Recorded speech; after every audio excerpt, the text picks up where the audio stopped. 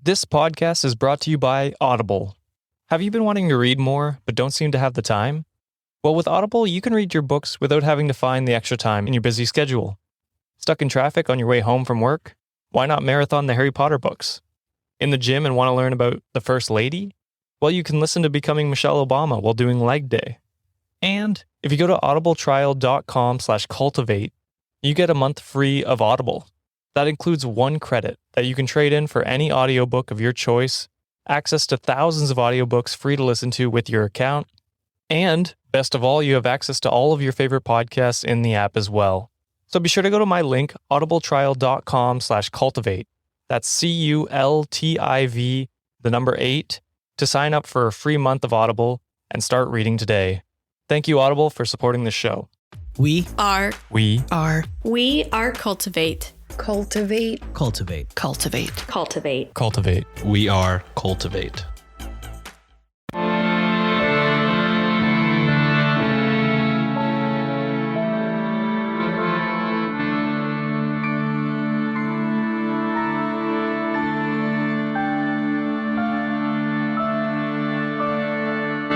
Hello and welcome to Ye Olde Crime, where we discuss the funny, strange, and obscure crimes of yesteryear.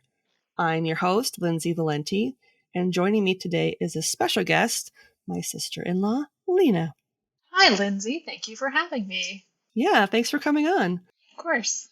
People won't know this, but we had a little bit of a recording kerfuffle. So this is our second attempt at this episode, but if you're like me and you have a goldfish memory, I'm sure this will be... I've already wiped it from my brain. I'm going to bring the same energy and amusement and excitement about this story. The kerfuffle was my fault, let it be known. It was a weird computer glitch that neither of us could figure out. So it is what it is. But we tried. We're very smart women, and we tried. And it's really neither of our faults. Live somewhere in the ether. Just to be forgotten. Somewhere, someday, it may turn up and we'll all laugh about it at some point. Right. It'll be a pleasant surprise. Yep. Maybe it can be a fun bonus thing that we've come up with later. Yeah.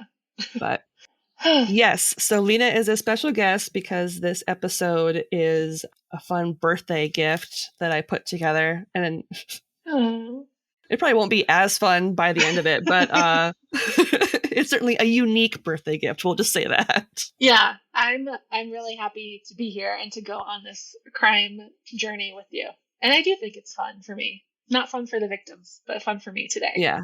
So this week, we are going to be discussing a lovely woman named Mary Pearcey. And she is a treat. Never heard of her before. No idea who she is. Coming in blind.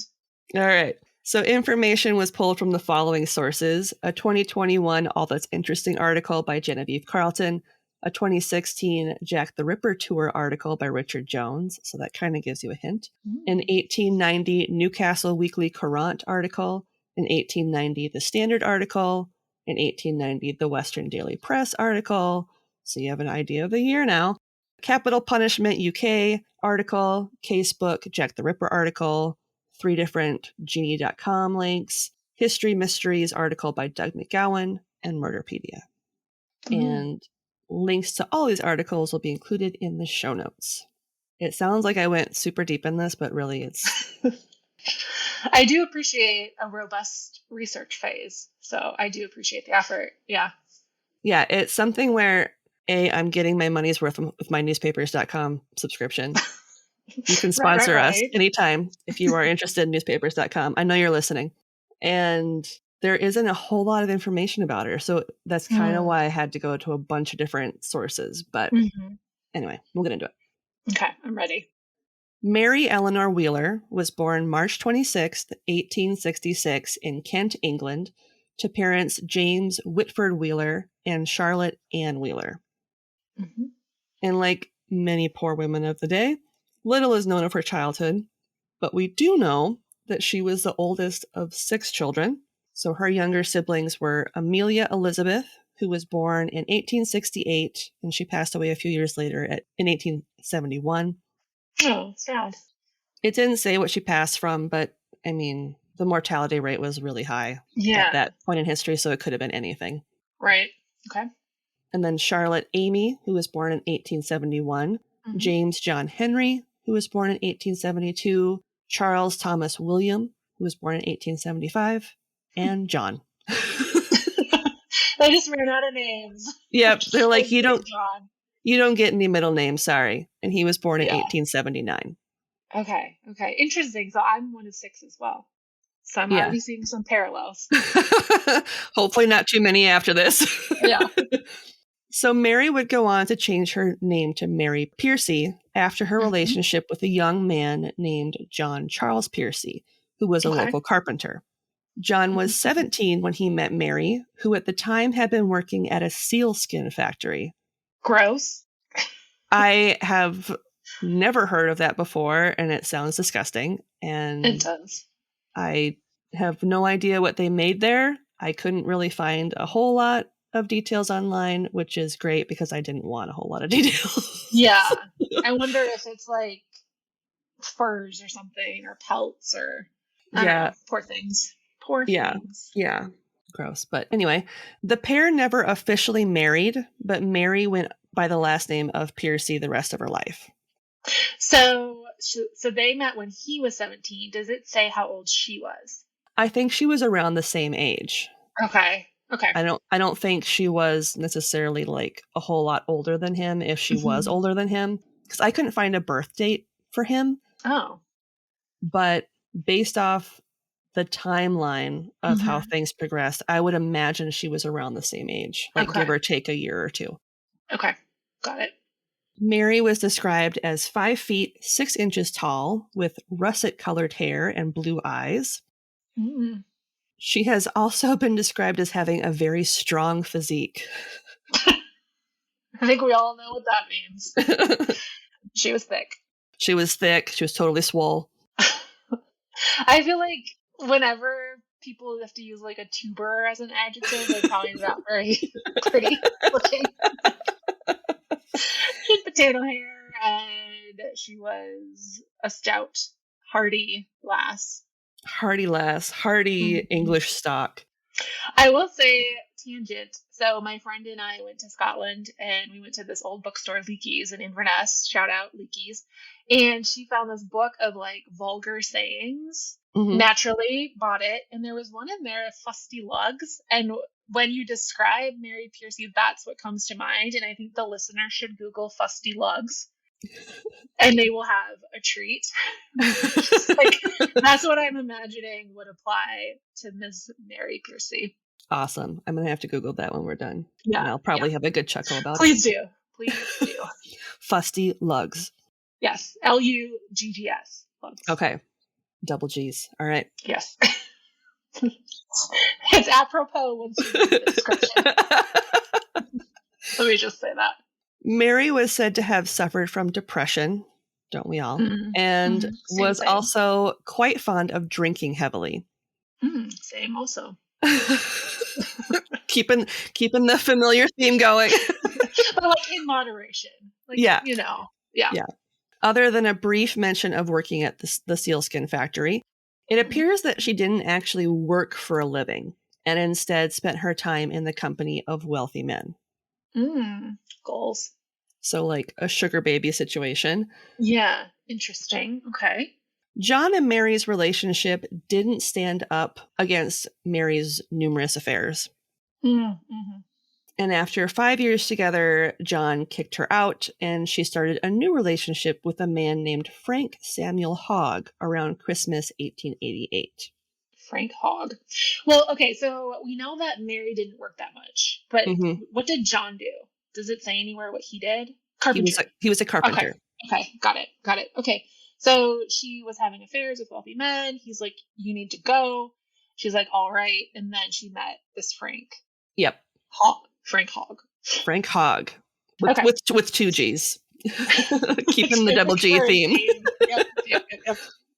Her relationship with Frank, who was a furniture remover. So I don't know if that means like a repo man. Yeah, or like a magician.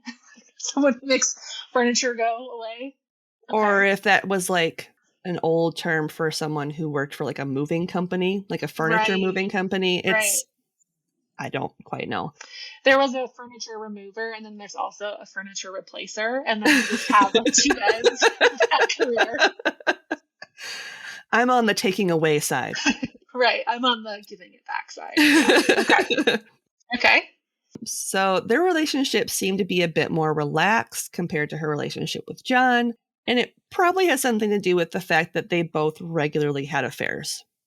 Okay. And did they each know? Like, was it an open marriage situation, like a little E&M happening? Poly? I think it was more of a they weren't quite aware that each other was cheating on each other. But at the same time, if she had been seeing a bunch of like wealthy men for a while, like on the side, it's entirely possible that they both were aware of it. Yeah. Yeah. So it might have been a poly situation. I'm not quite sure. But or like a look the other way, or like don't ask, don't tell, like it's fine. Okay. One of those situations where it's like, yeah, you can be with other people, but we're still gonna like come back to each other. Like, right. I don't want to hear about it. Yep. Yeah. Also, I feel like in the 1800s, that kind of lifestyle, like I just think of STDs. Like I don't know. Yeah, I feel like that would have been really atypical given how like straight-laced Victorian society was at the time. Like that would have been like kind of taboo to have that sort of relationship. Yeah. But I mean, if it worked for them, you know. No judgment here. Yeah. Not going to kink shame if that's your thing. Right. Interesting. Okay. Yeah. So the pair had been together for about a year before Frank was forced to tell Mary about his dalliances when he impregnated a woman named Phoebe Styles. Of course, Frank would do that. Yep. And not only that, but he had decided to marry her as well. Oh, boy. So Mary also has all of these dalliances. Do we know, like, had she ever gotten pregnant? Was she not able to get pregnant? If she did get pregnant, there is no mention of her having children or getting rid of potential children. Okay. I didn't Interesting. Yeah, so nothing came up in my research about any sort of offspring, potential or maybe I'm confirmed. I don't know. This is the first time I'm hearing the story, so who knows what's going to happen here? Who's to say? Okay, so Frank and Phoebe, pregnant. He's going to marry her. Yep. Okay. Which, as you can imagine, Mary was not very keen on this bit of news. Right. Rightly so. But Frank had a solution to that. They could continue to have sex even after he married Phoebe. What a nice guy. Cool. Yeah. Little FWB situation. He's like, you know what? I'm not going to let this marriage stand in the way of our extramarital fucking. Yeah, like we're just going to keep it going like old times. And surprisingly, Mary seemed to be okay with this arrangement, which again, if that works for you, cool. Like that is interesting because it goes back to, so she had the time in the sealskin factory, but if she didn't really work and she didn't marry for, you know, financial security or whatever people did during that time of like, this is just what you do, you get married. Why did she keep going back to Frank? Like, why was she okay with that? Especially if she's had these other wealthy suitors. Like, why would she? Yeah, it's like, what did he provide for her? Where she was like, I need to be with this guy. Right. Like, does she actually love him? Or was there love? And then he felt an obligation to marry Phoebe because of the baby, but he was like, I still love you. Let's still bone. Yeah. Because I think based off what I saw in my research, I feel like Phoebe was from a more like well-to-do type of family where it was a situation where like she would have been ostracized and if she had not gotten married while pregnant. So so it's a whole like out of wedlock thing and it would have been a societal scandal type thing. So I think that had a little bit of something to do with it too. Okay. Meanwhile, Mary was able to secure lodgings for herself thanks to a wealthy paramour named of course. Charles Crichton, who rented 2 Priory Street in Kentish Town, North London for her. Nice. Mary would continue her affair with Frank by leaving a light on in her window to let him know that she was free. So she would like put a candle in the window, kind of like Paul Revere, like, I'm here. Yeah. Come on The over. British are coming. So that's like the olden days, like you up text. Yeah. I've never gotten one of those or sent one of those. I just have heard. And then it's kind of interesting too to have such a visible cue to somebody. Not that everyone knows, like, oh, if you leave a light on, you're a whore looking for a booty call. Yeah. That is interesting to me. Okay. Yeah. So then he must have lived not very far. Yeah. So Frank, who lived just 6 houses down from her and had a key to her place, could just come and go as he pleased. Nice. Once that candle was lit, if he was like, yeah, sure, I'm going to come over and get some. Man, he really got it made. Yeah. Bastard. Yeah. Phoebe gave birth to her and Frank's daughter, who they named Phoebe Hanslope Hogg. What a name. Hanslope. Okay. Hanslope. On April 11th, 1889. And they referred to her as Tiggy for short, which is kind of cute. That's cute. So when you do research, how do you find out those fun little factoids? Was it in the newspaper? So that was actually on genie.com. So like a genealogy site. Yeah. Oh, that's cute. Yeah. Okay. So following the birth, Mary decided that she really was no longer okay with being the other woman. She wanted Frank to herself, and she had a plan on how to make that happen. Oh boy. I like how like the birth of a child is her line that can't be crossed. Is like, okay, well now I'm not okay with this. Yeah, like I was okay with it while she was pregnant, but now that there's a kid in the picture, not so much. Maybe it became real for her or something. Like, oh, okay, like all hope is lost of getting the hog back. I wonder too if it was like he was home a lot more because now he's got a child and he's spending more time with his kid. Right. You know, that candle is burning and no one's coming. The ledge is just covered in spent wax and there's no hope. All hope is lost. That would get really sad. Like you're lighting the candle, you're getting ready for a little hookup, and then nobody shows up. Yeah. That has happened to me. Many times. She's just a candle in the wind. And right. I've got the candles going. Every freaking window in my house has a candle in it. Yep. Right? You know, it's like I have a freaking fire hazard going on right now, and no one is coming up to put out this fire. No one is blowing out the flame. Yeah, I'd be a little pissed too. Yeah, I get it, Mary. I get it so far. Yeah. So Mary invited Phoebe and her newborn daughter to her home for a spot of tea on October 24th, 1890. Oh boy. Okay. Later that afternoon, the sounds of screams, breaking glass, and general pandemonium were heard by the neighbors coming from Mary's house. Oh, yikes. Okay. One concerned neighbor even ran up to the fence and called over to Mary to see if she needed help, but received no response. Mary's house was quiet again until nightfall. So it was like all this activity and noise, chaos, and then just silence. So I don't know how like the emergency response companies worked back then, but for a neighbor to just stand by the fence and be like, hey, are you okay? And then nothing, like no one went to check on the house. No one was like, hey, something's really wrong. It was just kind of like, oh, it's just Mary. She's probably fine. Yeah. Well, and it's like, did people maybe assume, because I don't know how many men came and went from her home if she had all these like wealthy suitors. Right. Did maybe they assume it was like some sort of, I don't know, like weird sex game thing going on over there? Like who knows? Like yeah. And if she drank a lot, or if she was like a thick woman.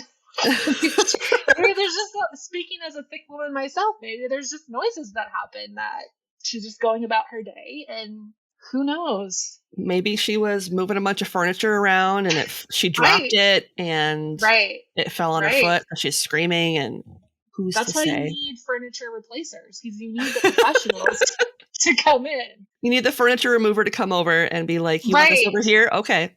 Move it, and then the replacer comes and then moves it back. Okay, so lots of screaming was heard. The neighbor's like, hey, yo, Mary, you're okay, but no one else went to the home or knocked on the door. Okay.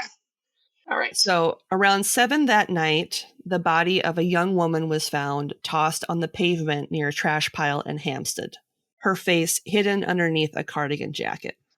Oh, boy. And she had sustained head wounds, and her throat had been deeply slashed open, nearly decapitating her. Oh, my God. That's disgusting. So wait, how far away was her body from where Mary lives? Like around a mile or so. Okay, so within walking distance. Within sure. walking distance, but like not the back alley behind her house. Right. Not okay. Covered with a cardigan. That's a foolproof plan to disguise the identity of someone. Just throw a sweater over their face. No one will ever know. No one will know. Okay. And the following day, the body of a smothered baby was found in Finchley. Oh, And which, yeah, that's really sad. that is sad. And it didn't take authorities long to identify the pair as 32-year-old Phoebe Hogg and her 18-month-old daughter, Tiggy. So sad. And they were not found in the same place. Nope, they were in different locations. Okay. It's utterly macabre. Yeah, it's a little strange that you would dump the bodies. I mean, maybe it was in an effort to like throw people off the scent, like, oh, this woman's by herself. Obviously, it's not this woman that's gone missing with her baby. And then... And she has a cardigan over her head, so... we don't even know who she is. Great job, me. Okay. And then also... And then, like, here's some random baby somewhere. Like, we don't know who this baby is. Were people that dumb? I don't know. Also, so if Phoebe's 32, I feel like that's really late in life to have a baby in the Victorian times. So was she considered like an older woman by those standards too? And like to have her first baby at that age? Yeah, so that most women in that period of time would have been married before the age of 20. Okay. Otherwise, you would have been kind of considered a spinster. And if you weren't married after the age of 25, you were considered a thornback, which is like even worse.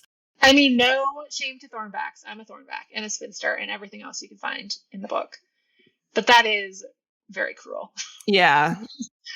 But yeah, a lot of people would have had multiple children before the age of 32. Right. Okay.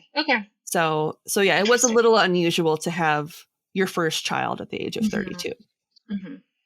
If that was her first child. Who knows? Yep. That's all we know is that was her first child.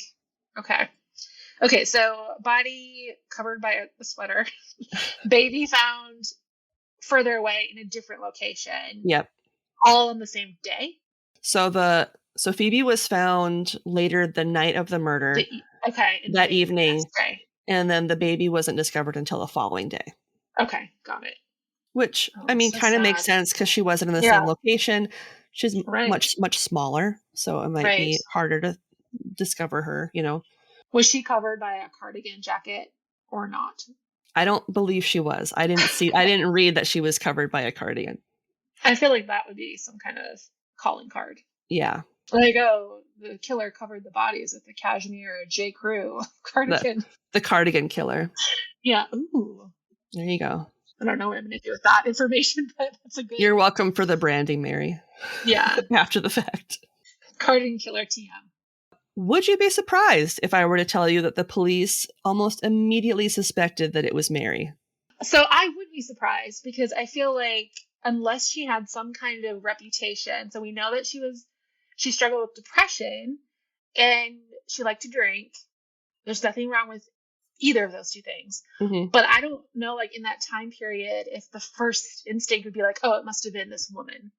Mm-hmm. I feel like, especially with everything else going on, they would have looked to like Jack the Ripper, to other suspects. So it's interesting to me that they were like, oh, this is Mary. So upon entering her home, quote, he, Inspector Bannister, found blood stains everywhere in one room. There were 2 large knives bloodstained and also a very heavy poker. 2 panes of glass were broken from the inside, and the walls and windows and ceilings were very much bespattered with blood. Oh, it's gross. A rug, too, was saturated with blood, while an apron which appeared to have been recently washed was also stained. A rough box and a bundle of wood lying beside it were also blood-stained. Both doors had stains of blood on them, and there were spots of blood on the floor. End quote. Oh, that sounds messy and Yeah. excessive. When asked, Mary told authorities that the blood was a result of her killing mice and suffering from a particularly violent nosebleed. Oh my gosh. Like a shoots like a laser out of her nose. And then how do you kill mice that would produce so much blood? Yeah, She's it's just like whipping them at the doors. like angry. It's like, was she like the Pied Piper and she had all these mice in her house and she was like, I know what to do. I'm just going to like throw them willy-nilly around the place, stab them with knives. And the poker. She needs to contact that wealthy benefactor who leased her that place and be like, yo, there's a rodent issue. My drapes are blood spattered. Yep. There is blood everywhere. Reduce. I'm not giving you my security deposit. You're not getting the security deposit back. No, this is unacceptable. And also like a forceful nosebleed. So I get nosebleeds. I've never had one that's like uncontrollable spray coming from my orifices. That would have to be like an insane volume. And like, how would you get it all over the walls? Are you like tipping your head back and like shaking your head back and forth in front of the walls? You're like, fuck my life. Yeah. I've heard that if I like spin in a circle while I have a nosebleed, it'll make it go away. Times. I mean, they still use leeches and stuff, so who knows? Yeah. But yeah, that is like you'd have to actively not be trying to stop your nosebleed, which goes against everything I've ever heard about nosebleeds and how to treat them. Yeah. So obviously no one was buying it, and she was quickly arrested on October 25th, 1890. So the day after the murders had taken place. Okay. And it didn't help her case at all that she had also been wearing the wedding ring that had been stolen off of Phoebe's corpse. So she's like flaunting it, like daring someone to catch her. That's really interesting. So she presumably maybe was in love with Frank. Mm-hmm. He was with Phoebe and this newborn baby, which I still don't know why Phoebe would go to her house for tea, knowing the history. Like, that's odd. And then she must have known, having murdered these people, like she wouldn't get what she wanted. Yeah. So it was almost like a big, like, fuck you to Frank then. Like, I can't have you. I'm going to take everything from you that you love. Yeah. And I'm going to keep the wedding ring. Which, okay, but why wear it? Why would you wear it? That's a rookie mistake. Yeah. Don't wear it. Yeah. Sell it or something. Okay. During the post-mortem that was conducted by Dr. A.J. Pepper on Phoebe Hogg, it was noted, quote, the principal injuries were to the head, the throat, and the skull was smashed at the back of the head on the left side. Oh my God. Okay. The bone was broken to pieces, and 2 or 3 pieces had penetrated the brain. Oh. There were 3 scalp wounds corresponding with the fractures. There seemed to have been at least 3 blows dealt to cause them. He believed, judging from the profuse hemorrhage, that the blows were inflicted during life. The wound in the neck divided everything except the skin and muscles at the back of the neck. Oh, gross. Yeah. Okay, so she could have been hit on the back of the head from behind. Mm-hmm. She was trying to, like, I don't know, knock her unconscious or kill her with the pokers or a mouse. I don't know. That didn't work. And then did it say, like, was her throat sliced after, like, post-mortem or as part of this whole activity? I think it was during the activity. Because it continued, a very sharp knife alone could have inflicted the wound, and it must, too, have been used with great force. The poker produced could have caused a fracture on the skull. The woman must have struggled while the blows were being inflicted. Oh. Scarcely any blood remained in the body. Ew. The wounds at the back of the head must have been inflicted from behind while standing. End quote. Okay. So our girl Phoebe is just drinking tea, having snacks, and then Mary attacks her from the back. Yeah, so I'm assuming she maybe she got up to go use Yeah. the wash closet or whatever, and Mary was like, now's my chance, and just grabbed the poker and just whacked her in the back of the head. So poker, like a fireplace poker. Yeah. Like a metal heavy. Yeah, like a heavy metal poker. Oh. Yeah. And then the baby's there. Yeah. Oh, okay. This is sad. Yeah. The case against Mary was, no pun intended, but a no-brainer. And she was tried at the Central Criminal Court of the Old Bailey on December 1st, 1890. It was brought into evidence that Mary had been seen the evening of the murder pushing a pram, which is an old-fashioned baby stroller, with a large object in it that made it difficult for her to push. It is believed that she used Tiggy's pram to transport the body of Phoebe to the location where she dumped it. And as if that wasn't bad enough, it's believed that Tiggy had been smothered during the process of this transport after being trapped under her mother's body. Okay. Baby is alive in the pram. Mary puts the body on top and takes it to wherever she needs to take it. Yeah. That's evil. Yeah. I mean, the whole thing is evil, but that's like a next level. That's like an added level of...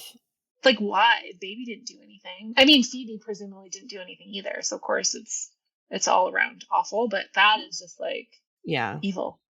During the trial, Mary's former lover, John, noted that the cardigan that had hidden Phoebe's face was one that he had previously owned, that Mary had taken after their separation. What a bitch. His cardigan. But that's interesting that he was brought into the trial. I'm sure it was something where they were doing like perhaps a character witness, or to see if like she'd been violent in the past, if there was like, any history of violence or whatever. Several letters that Mary had written to Frank were also brought into evidence that expressed her deep love for him even after he'd married Phoebe. Okay, so it's like an unrequited love situation. Yeah. And it just made her go crazy. I mean, not that unrequited love is a reason to like go crazy. I've had plenty of unrequited loves in my life. I've never wanted to murder somebody. Yeah. But if that was also involved, and then you have the depression, the heavy drinking, that would drive you to kill anybody. But it seems like there were a lot of factors at play of like she just got pushed over the edge or something. And she thought that was the best solution. Yeah. Oh, that's sad. Yeah. The trial lasted 3 days, and it only took the jury 52 minutes to convict her of the willful murder of Mrs. Phoebe Hogg and her daughter. Oh. Several attempts were made to change the sentence to that of imprisonment, and she was urged by her counsel to claim insanity for the crimes, but she refused to do that. She was like, no, I was perfectly sane when I did this. I don't want people to think of me as this insane person that just went crazy or Oh, that's so interesting. So if she would have claimed insanity, I'm assuming it would have somehow lessened the sentence, or she would have been, went to an insane asylum or whatever they had back in the day instead of prison and death. Yes. Yeah, she would have been sent to an insane asylum, and spoiler alert, those were not the best places to be sent. So yeah, I've seen Ghost Adventures. Yeah, so honestly, I probably would have chosen death too, to be honest. Yeah. Rather than going to an insane asylum. Yeah. Okay. And then in your research, was Frank was he at the trial as well? Like, did she see him? Okay. Yes. Interesting. An article in the December 24th, 1890 edition of the London Standard noted the following event taking place prior to Mary's execution. Quote, the convict was in expectation of a visit from Frank Hogg on Monday afternoon, the day before her execution, but he did not reach the jail. When the time for his visit had passed, the prisoner became greatly depressed, and it was evident that she had built a great deal upon the hope of parting from him. She threw herself on her bed and sobbed violently, covering her face with her hands. End quote. Oh, I mean, not that I have empathy for killers and killers of babies. Yeah. But it's just sad all around. And to think she was like, okay, this is fine. Like, I'm going to die, but I get to see the man that I love. And also, like, no man is that great. Like, let's be real. Like, what was Frank doing that was so great that she would like give her life for it and take 2 other people's lives for Frank Hogg, the furniture remover. Like, he was, you know what I mean? He wasn't like anyone great. Maybe he was a kind man. Maybe he did the dishes and swept. Took out the trash. Right. But like, why? Like, it's just feelings and emotions, man. Yeah. Get all up in there. On the day of Mary's execution, she was quoted as saying to executioner James Barry, quote, "My sentence is a just one, but a good deal of the evidence against me was false," end quote. Interesting. Kind of an interesting and cryptic thing to say as you're heading to the gallows. So she's like, yeah, I deserve to die, but the evidence you have is false. Yeah. Or some of it. Or it's not all of it. Yeah. Yeah. Huh. Okay. Mary was executed at Newgate Prison via hanging at 8 a.m. on Tuesday, December 23rd, 1890, just 2 months after committing the murders. She was 24 years old at the time of her death. That's crazy to me. Yeah. I don't know why. I was like picturing older, like 40s, 50s, just given if she was never married, she had all these different lovers. She had that one relationship with John Pearcey, stole his name and his cardigan. And then the relationship with Frank. Like 24 is so young. Yeah. I was shocked when I found out how young she was. Yeah. Especially if you see pictures of her. She looks kind of rough. But it was rough times back then. So. Oh, boy. She's interred somewhere beneath the pavement inside the jail. So she's actually buried within the jail. Oh. I wonder how many people just get buried in, like, you know, after executions. I think it was pretty common if you didn't have any family that would claim you. Right. They would just be like, okay, pauper's grave. Here you go. And just kind of. Where are her 5 brothers and sisters? I don't know. I do know that her mother and one of her sisters did come to visit her at prison before she was executed. And she like swore up and down to her mom. She's like, I'm not crazy. Yes, I did this and it's awful, but I'm not crazy. Like, she really wanted her family to know, like, she wasn't insane. She wasn't this crazy woman. Yep. I mean, I don't know which is better. Like, no, I'm a calculating murderous woman, or no, I have mental health issues. like, yeah. Okay. If I killed somebody and my family was just like, yeah, you can bury her under the concrete somewhere, that would hurt my feelings. Yeah. Well, I would want, like, I don't know, just some sort of like, you mattered, you crazy weirdo. Not crazy. But. Yeah. Again, like, we didn't know much about her family. Maybe they couldn't afford to give her a funeral, and they were like, well, you know, just bury her at the jail, I guess. You know. Yeah. Or maybe that was part of the punishment or something. Like, if you were a murderous bitch, you don't get to have, like, you know, a nice funeral, religious burial, or buried in the cemetery or anything. And maybe a church didn't want. I don't know. I would go into that and dig into that a little bit and figure that out, because it's interesting.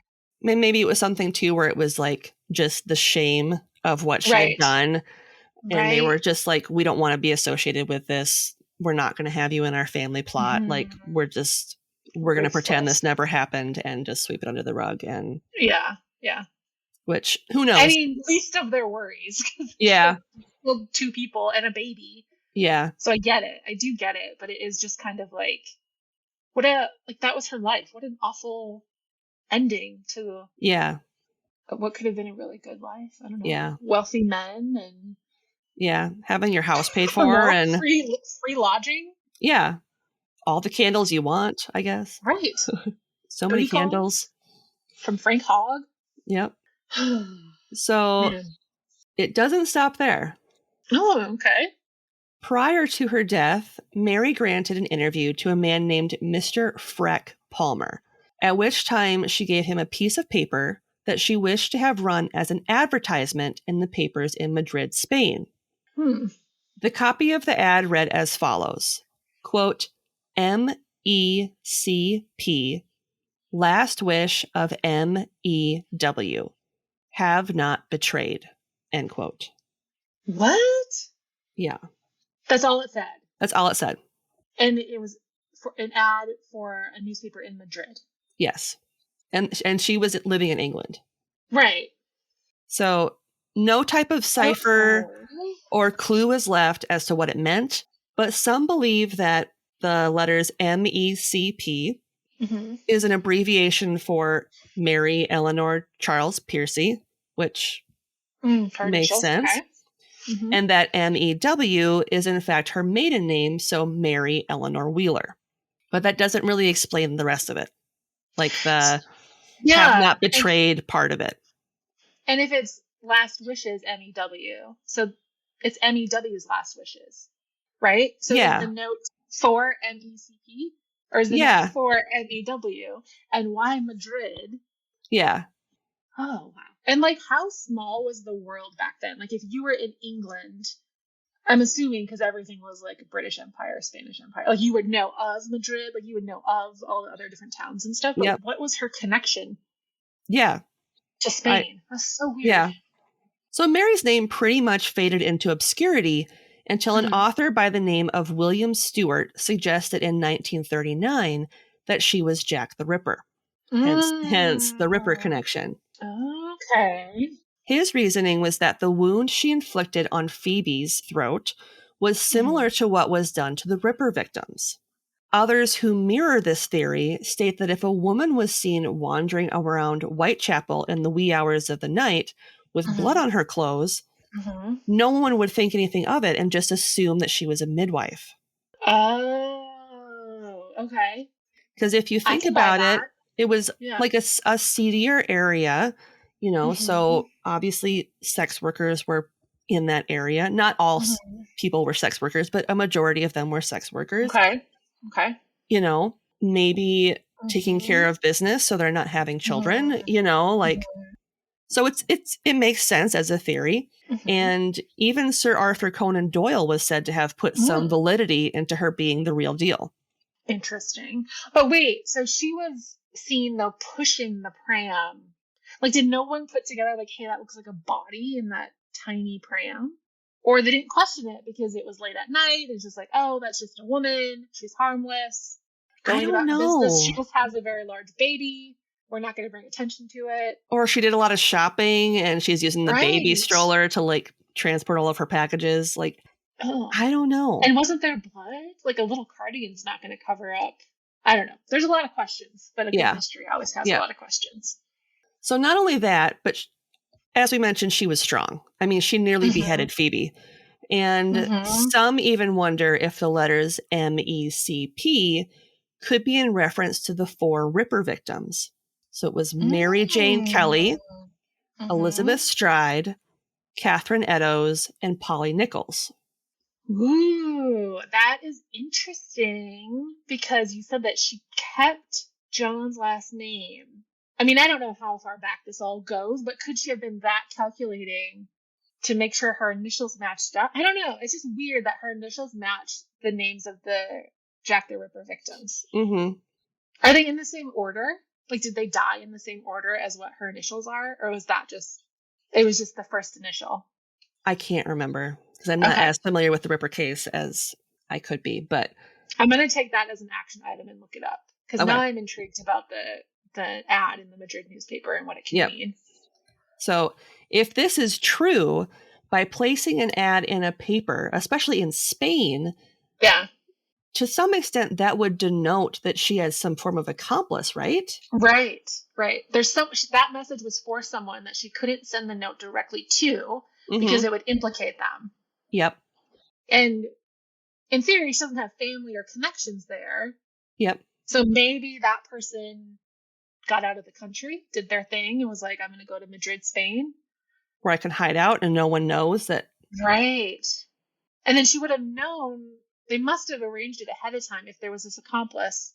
They're like, hey, if either one of us ever gets captured. Mum's the word. Yeah, or put it in an ad in a newspaper. Like, super cryptic. That's still interesting, though, because she talked to a reporter, right? Yep. To place that. I wonder if the reporter, like, I'm sure they did digging to figure out, like, what is this all about? Yeah. Interesting. Okay. So in 2006, Australian scientist Ian Findlay conducted DNA tests on saliva samples that had been painstakingly taken from the backs of the stamps connected to the Ripper letters. Oh. Evidence showed that the stamps were indeed placed there by a woman. That is interesting that they could pull that information. Yep. From like a 200-year-old stamp. Not 200, but yeah, 130 years. That's insane. Okay. Yeah. Unfortunately, there was not enough DNA material to be able to find like an exact match as far as genealogy is concerned. They were only really able to prove this is a woman, which is still really cool. That is really interesting. And then it's like, okay, if let's say Jack the Ripper was more than one person, it was a coordinated whatever.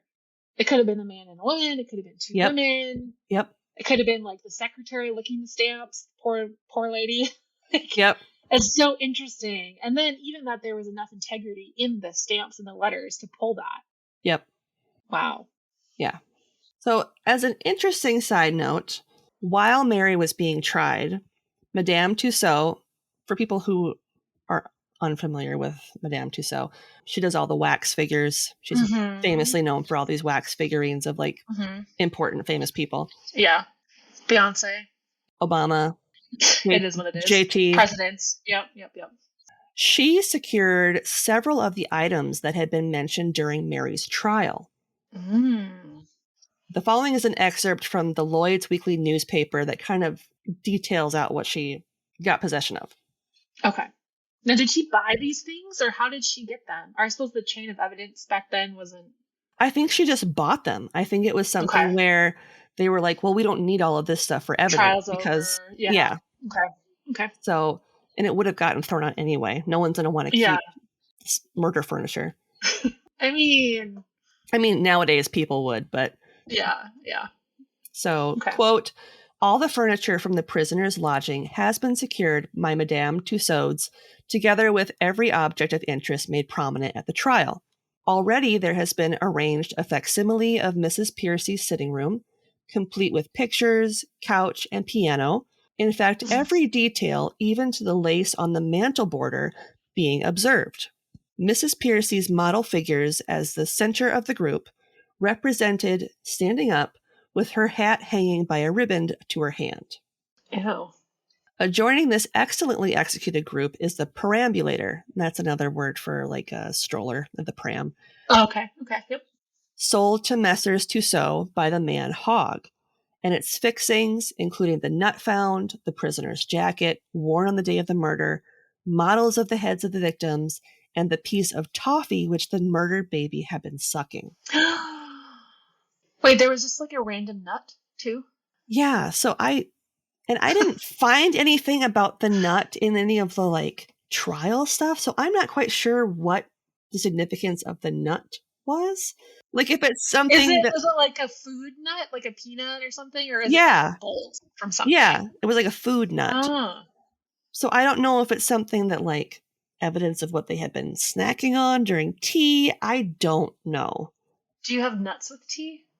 I don't know. Maybe you have a bowl of nuts sitting out for guests. My brain just went to teabagging on its whole other level. But that's interesting that they were like, this is valuable enough that we have to have it in the recreation of the scene and the replica of the toffee that the baby had. Oh, it's just so sad. Yeah.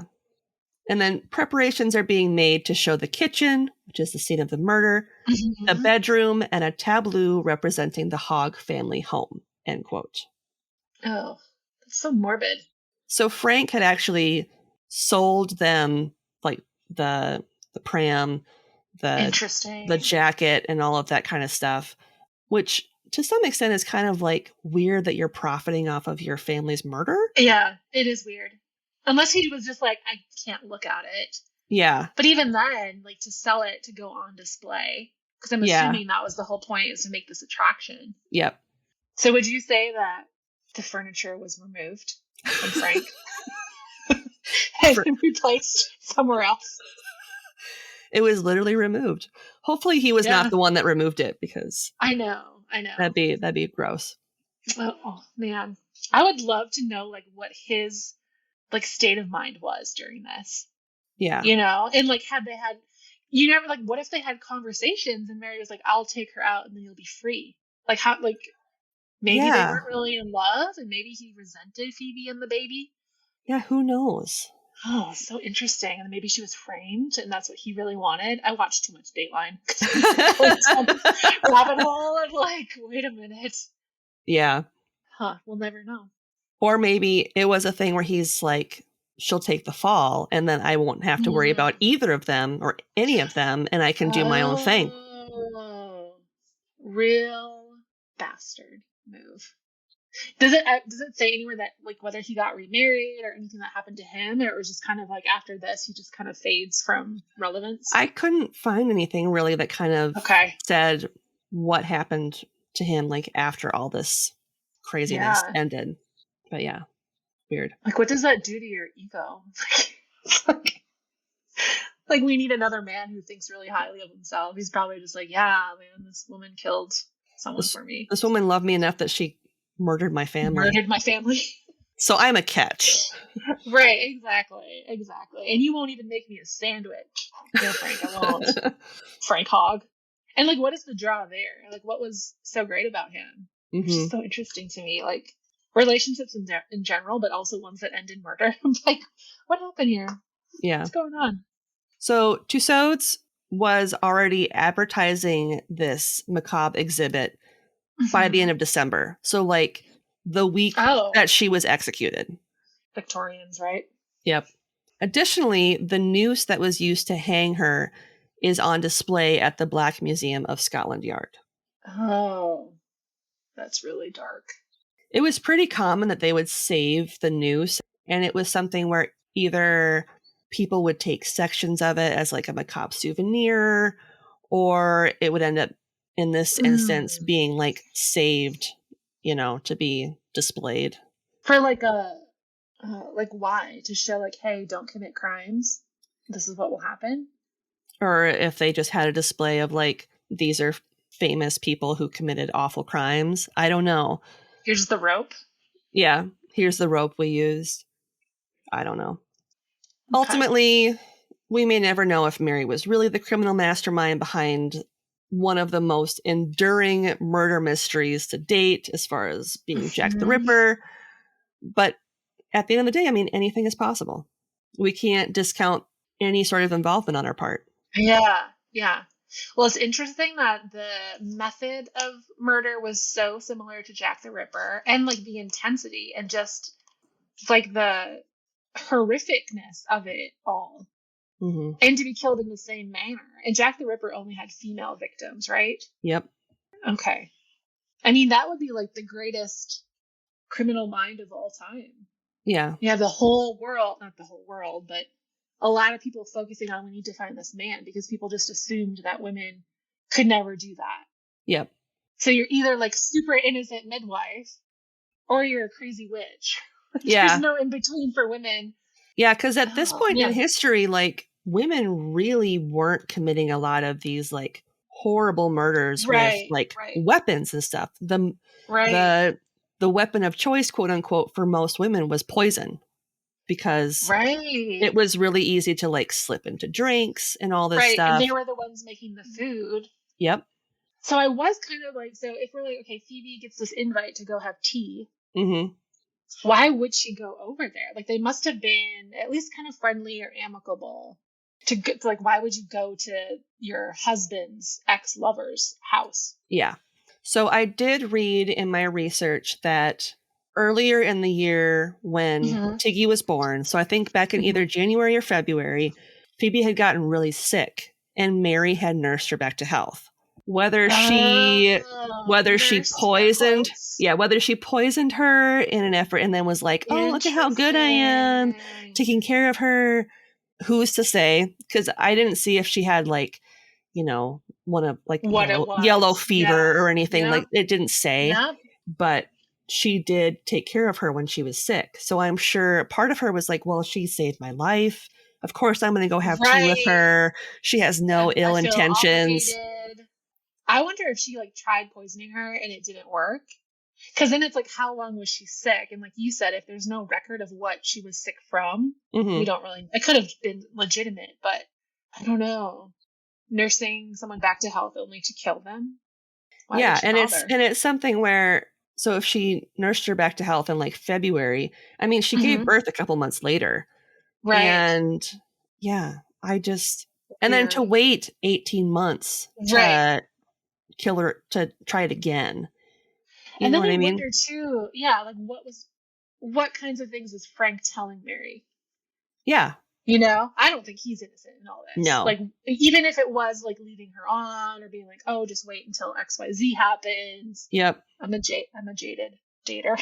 Like, he for sure was telling her things, presumably because of the candle situation. They're only 6 blocks from each other. He knows that she loves him. Yep. Maybe he wanted this to happen. I don't know. It's hard to say, you know? Yeah. Either way, the whole thing is awful. It is really awful from start to finish. But yeah. From her russet potato head to murdered and being, you know, buried under the jail. Yeah. Sad.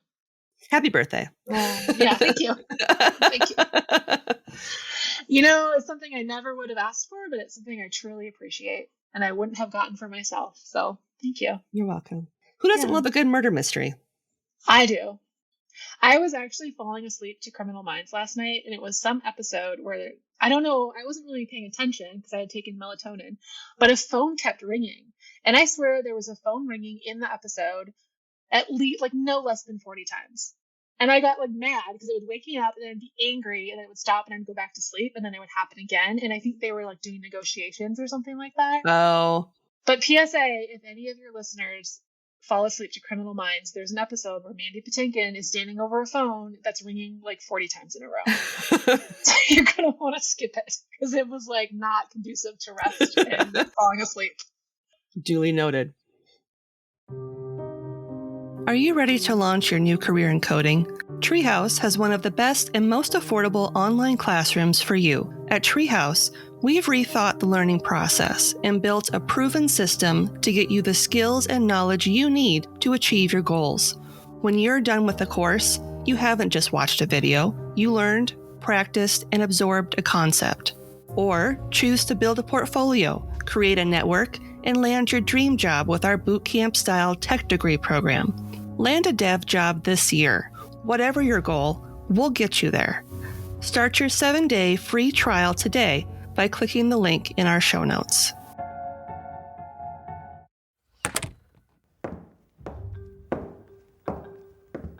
Oh, hello. Let me introduce myself. I am John Dotson, and I host The Secret Sits, a true crime podcast. If you're like me, you undoubtedly have quite a few podcasts you listen to on a regular basis. Now, I, for one, love a great chatty podcast with multiple hosts. It can really make you feel like you're just hanging out with some friends. But sometimes you need to chill out and relax while listening to an extraordinary true crime story with no interruptions and just the facts. The Secret Sits strives to push boundaries and present cases in an immersive storytelling atmosphere. I've spent my life working as a director, writer, and performer, and I've been fortunate enough to travel all over the world, creating art through theater, television, and film. Now I'm fervently bringing my passions for true crime cases and the arts to this podcast. Here on The Secret Sits, we cover all types of true crime, from serial killers like Eileen Wuornos and Rodney Alcala, to cults, museum heists, mass shootings, or any other cases we find interesting. Every Thursday, immerse yourself into a new episode. You may find yourself in the Aokigahara forest in Japan, or recounting the Columbine school shooting minute by minute.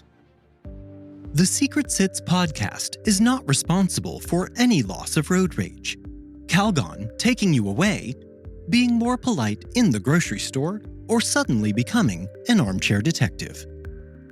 You can find all episodes of The Secret Sits for free on all podcast platforms, including YouTube.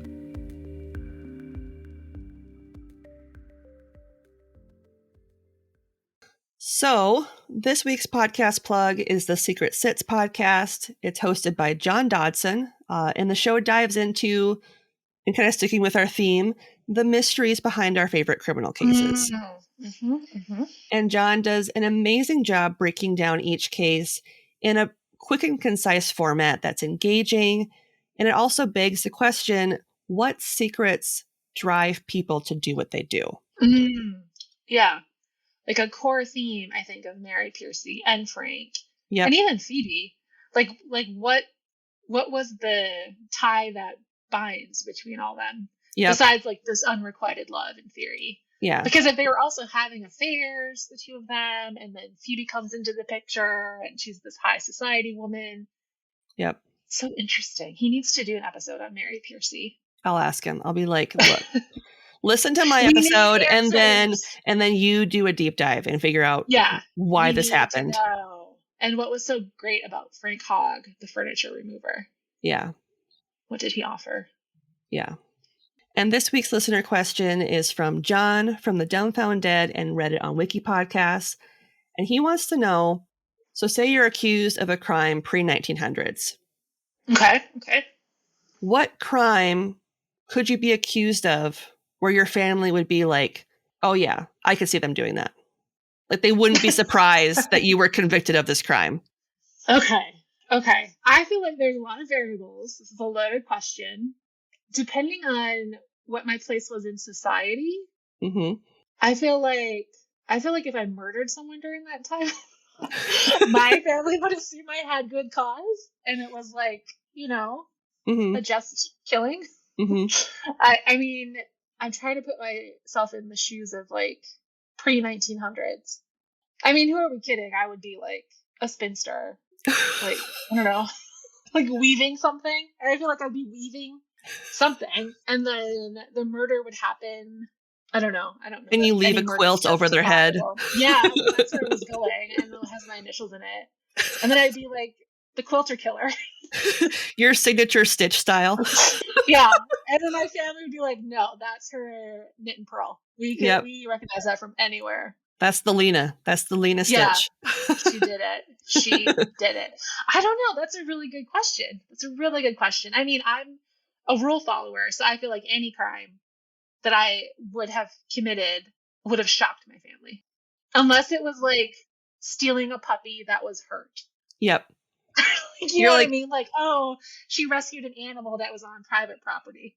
You like open the door to the back of the like animal control van, like the dog catcher van, release the dogs into the wild. Yes. That would be like in Beethoven. That would be what I would be accused of, and my family would be like, yeah, she did it, and she'd do it again. Yep. 1,000%. They all the dogs live with her now. Yep. In the middle of nowhere. Yeah. The dog sanctuary. Maybe murder. My family would be like, whoa, what's wrong? But anything to do with like rescuing animals, freeing animals, taking care of animals, they'd probably be like, yeah. Liberating animals. Yeah. That would be the crime. Yeah. I can see that. The seals loose from the sealskin factory. Yep. Opening that door. Free-willing them all out. You're like ye old PETA, just like championing for all the animals. Right. I could see that. Yeah. Yeah. See, your family. So this is a good check. So what about you? What crime could you commit pre-1900s where your family would not be shocked? Like if someone did something to like either of my kids, and I retaliated against them in some way where it's like either I poisoned them or I did vigilante justice and like murdered them. Yeah. I feel like that would be something I would do. It is macabre. But if I was a Victorian lady, I absolutely would do poison. I would not hack anyone to bits. Yeah. I'm not good with blood, so I would definitely poison somebody. I'm fine with blood, but like, I don't want to see the inside of a body ever. No. Like, just here's some like poison. I don't know which is more evil, because poison is like over time and you're doing it, it's calculating. I mean, murder by almost decapitating. I don't know. That's rough. I would not be able to do that. Yeah. I wouldn't either. I don't have the upper body strength for one, and I don't have the core strength. I don't have abs. I don't have like muscle is in my arms. Really, I have bird bones. I bruise really easily. There's a laundry list of reasons why I could never, like, physically harm someone. I could just never do that. Just never. I wouldn't be able. I can't even like remove mice from mouse traps. I can't. And if I see roadkill, I cry. I do too. I get upset when I see roadkill. I do too. Anything that's can't do it. So safe to say, I would probably never murder anybody or anything. I really fingers crossed. Any crimes against children really anger me. So that's I could see myself retaliating against against the perpetrator, and I would feel zero remorse for it because you don't mess with kids. Like that's just not okay. So and I feel like that would be justifiable. Yeah. Rage in the court of public opinion. And I feel like at that time too, you probably could get away with it because people would be like, yeah, you don't mess with kids. Like an eye for an eye. Right. So I could be wrong and they could just throw me in an insane asylum if that were the case. But even then, I feel like it would be I feel like it would be justified and I would be okay with it. You could come back and haunt people. Yep. I mean, God forbid we ever find ourselves in either of those situations that we outlined, except for the animal saving one. Yep. But it is interesting after hearing about this woman and the people in her life to think like, okay, well, what would I do in that situation? I mean, I would just move to like Italy or some shit. Just be like, okay, he's not into me. Deuces. I'm going to go live my life on the Amalfi Coast. Yep. So there must have been something that kept her there. Yep. And then it's like, what would I do? You know? Like, what would I do if that was me or if I was Phoebe? Yeah. Interesting. Well, now that we've gone dark again, how about we talk about something good? Super dark. What's something good you'd like to share? Is there any like parameters or guidelines around the good thing to share? Nope. Whatever you're comfortable sharing. I will share that my birthday's coming up. I'm really excited for it. I'll be in town. I was going to say where it's at, but this is going to the public, so I probably shouldn't. At a brewery, day drinking, playing board games, having fun with family. Hopefully the weather's nice. But yeah, I love April. I love my birthday week. Yep. Treat yourself. I'm a Taurus, so I'm going to indulge and buy myself nice things. Yep. Yeah. Treat yourself. Something good. Yeah. I live by that. I am really pleased with the fact that we have found a solution for boarding Kona during our family vacation we have planned for the first week in July. Where are you guys going? We're going to go to Yellowstone. Yeah, fun. We're going to road trip to Yellowstone. And so we're going to hit up like a lot of the other national parks in like South Dakota. And yeah, I'm really excited. But so there's a boarding place near us that does like doggy daycare and boarding. And so we did a temperament test for her this week to see if they would even take her and she'd be a good fit there. And saying pass with flying colors is a weird thing to say, but like, no, say it. Like she got along with all the other dogs. She had fun. Oh, that's awesome. The people who worked there were like, she was such a good girl, you know, we're excited to have her back.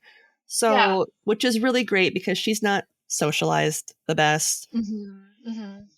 I feel like a lot of pandemic puppies, there just wasn't as much opportunity to go out and about, and you know, so I get that. I have that with Floyd too. He's just not as comfortable around people as I would like him to be. He warms up eventually, but yeah. So that's really exciting, and I plan to. That is awesome. Like keep taking her there like a couple of days a week just to, for one, get her exercise, but also to like really work on that socialization piece. So then when we do board her for like a week, she's not going to be like shell shocked and be like, why am I here with all these dogs? Yeah. That's such a good idea. She'll make friends. I think I travel a lot too. And the biggest thing for me is like, I don't want to have to worry about my dogs. Exactly. So I found someone really good up here that takes really good care of them. I don't worry at all. And it's so nice. And they have fun and I know they get tired. So that passing that temperament test and having the little notes where people are like, she got along great. Like what a proud dog parent moment. Like that's just awesome. Yeah. Cause it's something that's been like, you know, weighing on my shoulders, like, oh my God, I'm never going to find anybody to like watch her. Cause you want, I mean, like you said, you want them to be somewhere where they're safe and they're happy and they're healthy and they're comfortable. Yeah. Where they're not stressed out the whole time. Yeah. So yeah, that was like a huge weight off my my Good. shoulders to like Yeah. find a place, and they're like, yeah, she's great here. Mhm. We're excited to see her again, and that just made me feel really That's good. awesome. So Yeah, that's awesome. Daycare is a good idea. She'll make some good friends. yeah, so Aw, and I think they have a cute. Facebook page, so it'd be cool to like see pictures Oh, of her nice. hanging out with her Yeah. friends and Yeah. stuff like that. So yeah, Yeah. that was my good thing this week.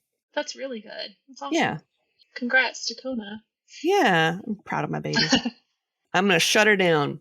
You can find us online at yeoldecrimepodcast.com. We're also on Twitter at yeoldecrimepod and on Facebook and Instagram at yeoldecrimepodcast. We're also on YouTube if that's kind of your preferred channel of choice. We also have a P.O. box if you'd like to send us something in the mail, and you can do so at Ye Olde Crime Podcast, P.O. Box 341, Wyoming, Minnesota 55092. It's very lonely, and we like receiving mail. So My birthday's this week, so if you want to send me something, all gifts are welcome. Just put that in there. guilt. Right. If you want to email us, you can do so at yeoldecrimepodcast@gmail.com. Submit your questions, and we'll answer them on the show. If you have story suggestions or you just want to say hi, like, feel free. And another great way to support the show, if you'd like to help us out, is to leave a 5-star rating and review on Apple Podcasts, Podchaser, Good Pods, or you can also leave ratings on Spotify now. And this week's review comes from Apple Podcasts from user Aaron623. And they say, making historical crimes interesting. 5 stars. I stumbled across this podcast and it is now one of my favorites. I love learning about historical crime while feeling like I'm talking to my girlfriends and not a history lesson. I 100% recommend if you like to laugh and learn at the same time. Thank you so much. That was really nice. Live, laugh, learn. Yep. I've had fun. So thank you for inviting me as your guest. Yeah. Weird to say fun when we're talking about like murder, infanticide, and murder, and a potato woman. But yeah, I've enjoyed it. I love history and learning about this stuff, and I have a list of things I want to Google and look more into. So thank you. Yeah. What a great gift. If you'd like to support us financially, you can do so on Buy Me a Coffee for a one-time donation. You can also join our Patreon for as low as $1 a month to get early ad-free access to all of our content. And you can also purchase our merch on TeePublic or Redbubble. And on that note, as always, I'm Lindsay. I'm Lena. And we'll see you next time with another tale as old as crime.